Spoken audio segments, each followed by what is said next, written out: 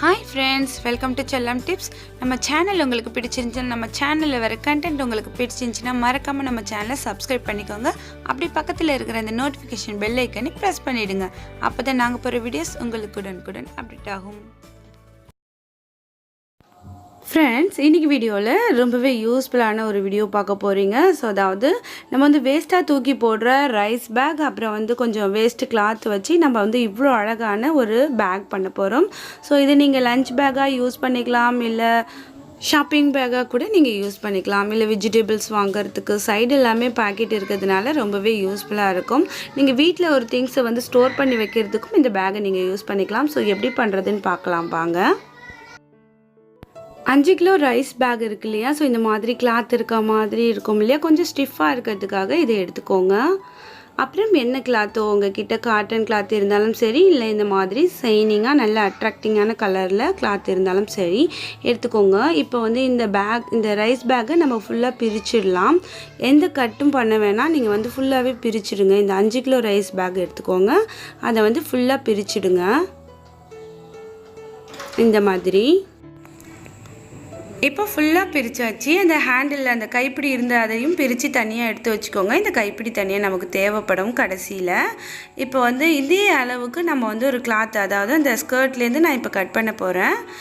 இதுலேருந்து இதே அளவுக்கு நம்ம கட் பண்ணி எடுத்துக்கலாம். எப்படி கட் பண்ணணும் அப்படிங்கிறத நான் உங்களுக்கு காமிக்கிறேன். ரெட்டையாக மடித்து வச்சுக்கோங்க, அப்போ கொஞ்சம் நமக்கு ஈஸியாக இருக்கும் கட் பண்ணுறதுக்கு.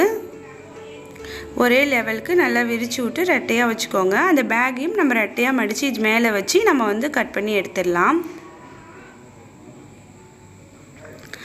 உங்களுக்கு வந்து தையல் தெரியாதுன்னா நீங்கள் வந்து ஊசி நூல் கோத்து நீங்கள் வந்து கையில் கூட தைச்சிக்கலாம், ரொம்பவே ஈஸியாக தான் இருக்கும். ஸோ தையல் தெரியும் அப்படின்னாக்கா கொஞ்சம் ஸ்டிச்சிங் வந்து நம்ம தையல் மிஷினில் போட்டுக்கலாம், சீக்கிரமாக வேலை முடிஞ்சிடும். ஸோ அதுக்காக இப்போ நம்ம வந்து ரைஸ் பேக்கை அப்படியே மடித்து வச்சு ஒரு 1/4 இன்ச்சு கொஞ்சம் ஓரங்களில் விட்டுட்டு நீங்கள் வந்து கட் பண்ணி எடுத்துருங்க.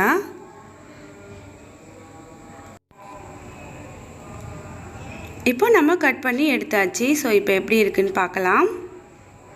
இந்த மாதிரி ஒரே பீஸாக விரித்து வச்சுக்கோங்க. நல்ல பக்கம் மேலே இருக்க மாதிரி வச்சுட்டு இந்த ரைஸ் பேக்கை அது மேலே வச்சுட்டு நீங்கள் வந்து ஓரங்களில் ஸ்டிச் பண்ணணும். நீங்கள் பின் பண்ணிக்கிட்டு அதுக்கப்புறம் ஸ்டிச் பண்ணிக்கோங்க. இப்படி ஸ்டிச் பண்ணி 3 பக்கமும் ஸ்டிச் பண்ணி ஒரு பக்கம் மட்டும் ஸ்டிச் பண்ணாமல் நீங்கள் விட்டுடணும். அப்போ தான் வந்து நம்ம திருப்பி எடுத்துக்கலாம். ஸோ அதுக்காக ஸோ பாருங்கள், இந்த மாதிரி நான் பின் பண்ணியிருக்கேன். ஸோ நம்ம இப்போ வந்து 3 ஓரங்களில் தையல் போட போகிறோம். தையல் போட்டுட்டு இந்த ஒரு பக்கம் மட்டும் இந்த மாதிரி, அதாவது பில்லோ கவர் தைக்கிற மாதிரி தான். ஸோ இப்போ நம்ம திருப்பி எடுத்துடலாம். ஸ்டிச் பண்ணியாச்சு, திருப்பிடலாம். இப்போ திருப்பினதுக்கப்புறம் நம்ம வந்து இப்படி தான் தைக்க போகிறோம். ஸோ இந்த இடத்துல ஒரு ஸ்டிச் பண்ணிக்கணும், அதாவது ஒரு 1.5 இன்ச்சு அளவுக்கு மடித்து ஃபுல்லாக இந்த மாதிரி. இப்போ இதை அப்படியே மடக்கி வச்சு நம்ம வந்து இப்படி தான் இது வரப்போகுது. ஸோ அதுக்கு முன்னாடி நம்ம இதில் வந்து ஒரு லேஸ் வச்சுட்டா ரொம்ப அழகாக இருக்கும் அப்படிங்கிறதுக்காக ஃபஸ்ட்டு நம்ம லேஸ் வச்சு ஸ்டிச் பண்ணிடலாம். இது வந்து ஒரு பேபி ஃப்ராக்லேருந்து எடுத்தது. ஸோ நீங்கள் வந்து உங்ககிட்ட என்ன இருக்கோ அதை வச்சுக்கோங்க. இப்போ பாருங்கள், மேலே வந்து நம்ம ஸ்டிச் பண்ணியாச்சு. இது வந்து இப்படி திறக்கிற மாதிரி இருக்கு இல்லையா. ஸோ இப்போ வந்து நம்ம வந்து செப்ரேட்டாக இது பாக்கெட்டாக பிரிக்க போகிறோம். அதாவது 1 2 3 4 பாக்கெட் நம்ம பிரிக்க போகிறோம். ஸோ தையல் போட்டுக்க போகிறோம். இப்போ வந்து இது மொத்தத்தில் இது எவ்வளோ இருக்குதுன்னு பார்த்துட்டு நான் வந்து கரெக்டாக 6 இன்ச்சுக்கு நான் வந்து தனித்தனியாக கோடு போட்டுக்கிறேன். ஸோ அதில் வந்து ஒரு கோடு போட்டுக்கிட்டோம் அப்படின்னா நம்ம நீட்டாக ஸ்டிச் பண்ணிடலாம். ஸோ அதுக்காக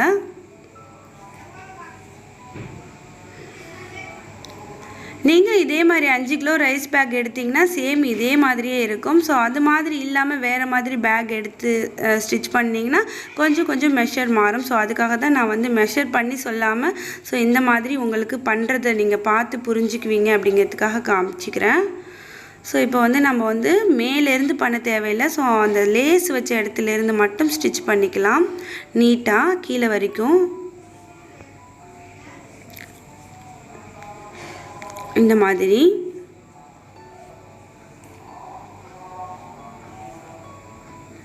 பார்த்தீங்கன்னா இப்போ வந்து ஓரங்கள்லையும் நான் ஸ்டிச் பண்ணிட்டேன். இப்போ பாருங்கள் நமக்கு வந்து 4 பாக்கெட் கிடச்சிடுச்சு இல்லைங்களா? ஸோ இப்போ வந்து கீழே வந்து நம்ம பாட்டம் கொடுக்கணும். ஸோ அதுக்காக நான் ஒரு பீஸ் கட் பண்ணி எடுத்துக்கிறேன். அந்த பீஸ் வந்து நம்ம வந்து எப்படி மெஷர் பண்ணணும் அப்படிங்கிறதையும் நான் உங்களுக்கு இந்த வீடியோவில் சொல்கிறேன். இப்போ நம்மளோட நீளத்தை வந்து அந்த அகலத்தை வந்து நம்ம அளந்துக்கணும். இந்த மாதிரி அளந்துக்கணும். ஸோ எவ்வளோ இருக்குது அப்படின்னு பார்த்தோம் அப்படின்னாக்கா நமக்கு வந்து 24 இருக்குது.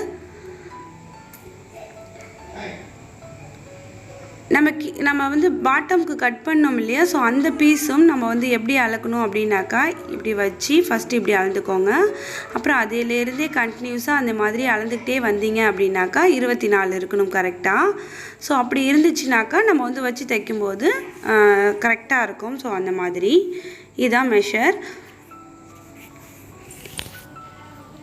இப்போ இதுக்குள்ளேயும் நம்ம அந்த மாதிரி ஒரு ரைஸ் பேக்கோட அந்த கிளாத்தை வந்து கொடுத்துட்டு நம்ம வந்து இதை தச்சிட்டு திருப்பிக்கலாம்.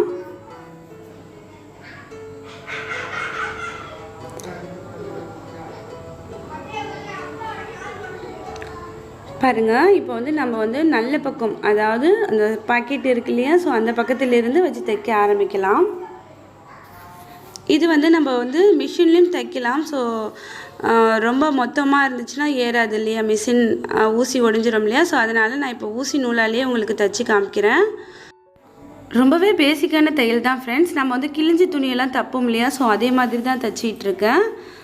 இதே மாதிரியே நம்ம வந்து அந்த எண்ட் வரைக்கும் தைச்சிட்டு வந்துட்டு அதுக்கப்புறம் எப்படி தைக்கணும் அப்படிங்கிறத காமிக்கிறேன். ஸோ அப்படி நம்ம வந்து கண்டினியூஸாக தைச்சிக்கிட்டே போக வேண்டியதான். கடைசியில் நமக்கு வந்து அழகாக பாக்ஸ் மாதிரி கிடச்சிரும்.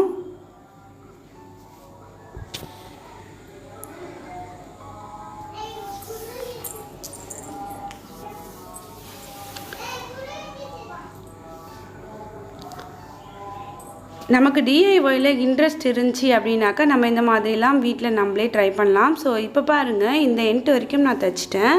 இப்போ அதுக்கப்புறம் இதே மாதிரியே திரும்பவும் இந்த இடத்துல தைச்சிட்டு வர வேண்டியதுதான்.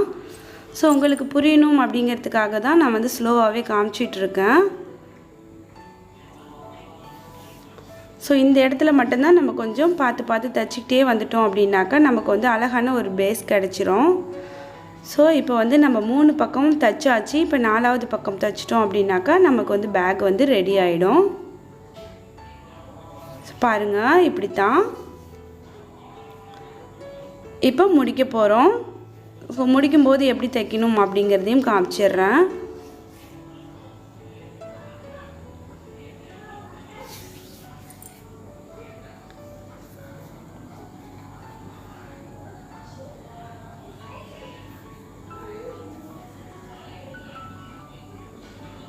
ஒரு முடிச்சு போட்டுக்கோங்க கடைசியாக முடிக்கும்போது.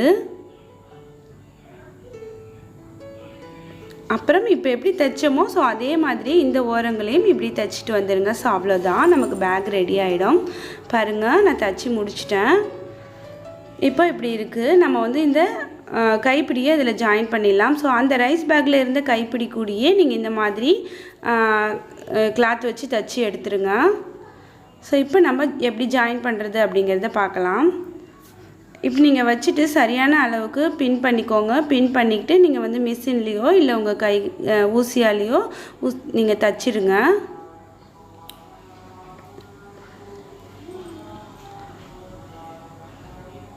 இப்போ நான் தைச்சிட்டு வந்து உங்களுக்கு காமிக்கிறேன். ஸோ தைச்சிட்டேன் நான் வந்து. இப்போ வந்து இதுக்கு வந்து நல்ல ஒரு திக்கான பேஸ் கொடுத்தோம் அப்படின்னாக்கா நம்ம வைக்கிற திங்ஸ் வந்து நல்லாயிருக்கும். பேக் வந்து ரொம்ப லொடன்னு இருக்காது இல்லையா? ஸோ அதுக்காக ஒரு காட்டன் அட்டையை, அதாவது இந்த பேஸோட அளவுக்கு தகுந்த மாதிரியே நான் ஒரு காட்டன் அட்டை கட் பண்ணி எடுத்துக்கிட்டேன். அதை விட கொஞ்சம் எக்ஸஸாக கிளாத் கட் பண்ணி எடுத்துகிட்டு ஸோ இதை நம்ம இது கூட பேஸ்ட் பண்ணிக்கலாம். க்ளூகன் வச்சு நான் வந்து அப்ளை பண்ணிக்கிறேன்.